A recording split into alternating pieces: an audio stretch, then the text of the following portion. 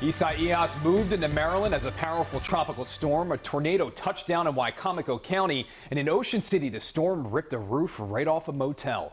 Hello, everybody. I'm Rick Ritter.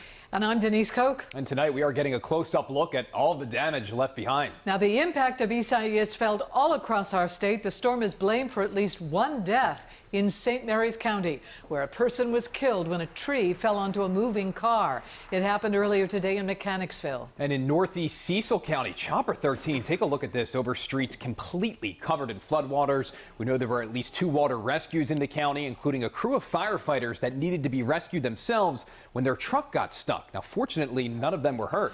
And in Ocean City, cell phone video captures a transformer blowing as the storm barreled through the resort town, bringing heavy rains and damaging winds. And let's get right over to Bob Turk and meteorologist Chelsea Ingram. They have more on the impact of this storm. We'll start with Bob. Believe it or not, the storm has traveled about 4,000 miles. Currently, this storm, believe it or not, is in northern New York State, getting ready to go into Canada very shortly, heading up to Montreal, the center of just southeast of Montreal, around Burlington, Vermont at this hour. It's just moving so quickly. North-northeast now at 40 miles an hour. It still has winds in the center there of around 65 miles an hour. You can see the radar display across northern New York. The rain extends as far east as portions of Maine, just moved through Boston and Cape Cod, Provincetown, getting heavy showers now.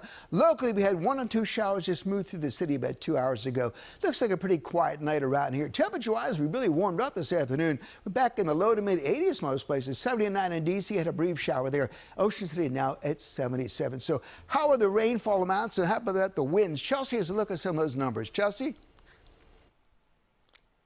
Hi, Bob. Hello, everyone. And we got some updated numbers as well from the National Weather Service. We'll start you out, though, with a look at the numbers as far as the rainfall is concerned. And we certainly saw quite a bit, especially in some locations like Bay Bridge, where we had about 6.5 inches of rain that fell from this system. In Annapolis, around 5.5, 4.29 in Cambridge. At BWI, Thurgood Marshall Airport, just over 2.5 and 2 inches in Westminster. So there certainly was an axis of heaviest rainfall, which unfortunately was right along the I-95 corridor. Wind gusts today. Here we go. All right, nearly hurricane force winds in Graysonville, Maryland. 71 mile per hour. That was reported. The maximum wind gust. Hurricane force is 74. In Easton, right around 56 in northeast. In Middle River, 53, and a 49 mile per hour gust reported in Chesapeake City. So certainly looking a lot better as we head toward tonight and tomorrow. Bob will talk more about that. The good news in the full forecast, which is straight ahead. We'll send it back inside to you. Thank you, Chelsea and Bob. Well, WJZ has team coverage from Ocean City to Elkton. Let's go now to WJZ investigator Mike Helgren, who's in Ocean City with more on damage in that area. Hi, Mike. Hi, Denise. I tell you, things are looking good here now, but that wasn't the case earlier today. After hours of sustained tropical storm force winds, they ripped off roofs and ripped down power lines. From downed trees to twisters, Isaias left his mark on the eastern shore. Around 8:30, we had that tornado warning. He was still asleep, and that was scary. In Ocean City, the 70-mile-an-hour wind gusts tore off several roofs, including at this apartment complex. Wind just got underneath of it, just ripped wood, and just debris started flying everywhere. Just all came up. Luckily, nobody was there outside, or somebody really got hurt. For hours, rain and wind pummeled the eastern shore, and the Atlantic turned angry.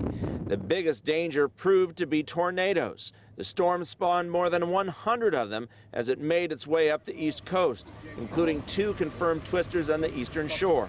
Here in Mardella Springs, a tornado blew this house off its foundation, with a woman still inside. Her sister-in-law spoke about the dramatic moments. She asked WJZ not to show her face. If anyone has never experienced it, I cannot explain it. You don't want to know. My sister-in-law is so fortunate because the house across the road from her is completely demolished. And this huge black cloud, I can't explain it, came, and then all of a sudden this funnel thing came down, and I'm saying, oh my gosh, we're going to get it. And almost as quickly as Isaias came, he left, and the change was striking. Skies cleared, and the sun was bright over Ocean City once again. It's the calm after the storm. Very true. As we take a live look at the beach here in Ocean City, rip currents will remain a danger for at least the next day here. We're also monitoring the developing flooding situation over in Cecil County. We've seen some remarkable images coming out of there, and Kelsey Kushner is live on the scene with more on some water rescues. Kelsey.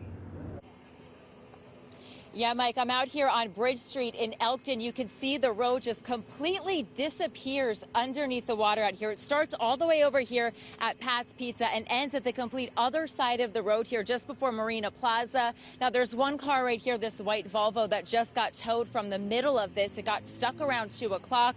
The water finally receded enough that way the tow trucks out here can actually pull it out of the water, and it's about waist deep water. I watched the guy walk in there, get his belongings out. I couldn't believe just how deep it was. I also spoke with another woman out here who owns one of these restaurants. She says it's waist deep water inside her restaurant. Now, Chopper 13, they were over earlier where multiple cars here were submerged underwater and needed to be rescued. And the scene over in Northeast was similar today. The water covered roads and flooded houses, trapping some people inside. Chopper 13 was overhead as streets turned to rivers and rescue teams went door to door responding to houses in the area, getting people to safety. Tuesday's storm swept through Cecil County, leaving behind destruction and damage. We looked out and it was raining. Fat raindrops hitting the ground really hard. You could barely see out into the road. The Northeast Creek continued to rage after the storm passed through, spilling out into backyards and flooding out homes. Neighbors tell WJZ some of their friends are trapped inside their house on the 2nd floor. We know people that live down the street, Cecil Avenue, and their house is partly underwater on the 1st floor. Neighbors say they watched as officials made multiple water rescues and even spotted a propane tank get stuck in the water. We had to be stopped by fire truck because they were getting it out of the road. Police blocked off streets as restaurants and roadways were submerged underwater. Officers on scene tell WJZ some parts of the road were up to 4 feet deep. Now, earlier today, there was a fire truck that was actually out here on the scene. However, when it started to come through the water, it too got stuck and needed to be towed. We just watched it get towed away from the scene just a couple moments ago. Now, I did speak out with Cecil County Emergency Management Services. They tell me that they have made multiple water rescues today. They couldn't even give me an official number. They say a lot of those rescues were from people who were trapped inside their cars. They said there were no serious injuries, but some people were taken to a hospital just to get checked out. Reporting live here at 7, Kelsey Kushner for WJC. Wild video, Kelsey. Thank you. Now, Annapolis was another area that saw some flooding as Isaias moved through, but once it was gone, it gave way to blue skies. Sean Stryker continues our team coverage tonight. Well, it shaped up to be quite the nice day here in Annapolis, but through most of the morning, heavy rains and strong winds caused damage not only here, but throughout most of Anne Arundel County. Tropical storm Isaias moved through Anne Arundel County quickly, leaving a path of damage in its wake. It's kind of bad. A lot of rain and a lot of trees and limbs coming down, so it's not too good. In Crownsville, high winds and soaking rains toppled this tree, damaging the roof of a nearby home. Just heard a loud crash, loud boom, and came outside and saw the tree fell. Here, SUVs navigate floodwaters covering River Road, while others opted to wait out the storm at home. The rain was torrential, Yeah. so I wasn't going to try driving that. In Annapolis, some out-of-towners braved the storm in search of breakfast. It's wet, but I have double layers on. I think I'll be okay. While the city dock managed to avoid major flooding. I was surprised it's not really flooded as bad as it's been. High winds blew a recently painted mural of George Floyd into the harbor. The Annapolis harbor master plucking it from the water. I thought that was pretty cool that they could run out and get it. The artists are hopeful they'll be able to repair it. And as the storm clouds gave way to blue skies, those who live in the area say it could have been worse. I have giant oak trees all around my house, but everything held strong. Now I'm told one of the reasons why flooding wasn't that bad here was because of the tide. Through most of the storm, the tide was going out. Reporting in Annapolis, I'm Sean Stryker for WJZ. Thank you, Sean. Well, WJZ was also in Ellicott City today as Isaias moved through. Fortunately, the impact there, as far as flooding, was not as severe as we have seen in recent years. That is, of course, welcome news for people who live there and for business owners.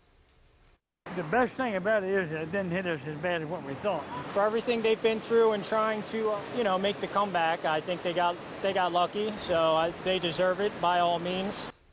Now, 3 inches of rain fell in Ellicott City over about 18 hours. That is compared to 2016 and 2018, when they had more than double that amount in just a few hours. Now, parts of Baltimore City were also underwater, and while the storm moved through quickly, not everyone is drying out tonight. Rachel Carden continues our team coverage from Northeast Baltimore, where one neighborhood has to battle flooding, even with just passing thunderstorms.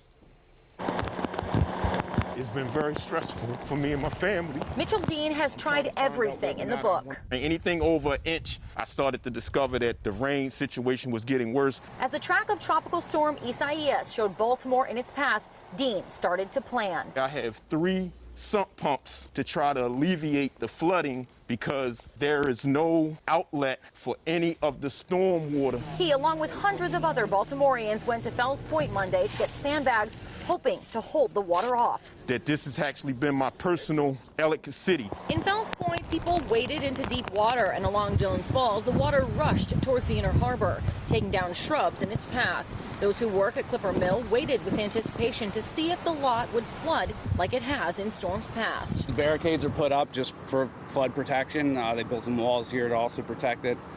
In the past, water would definitely cross the building, and cars need to be evacuated and things like that. As the storm moved through, those who dread the rain are grateful to see the sun. Today, I just thank God that this storm was able to pass by as fast as it did.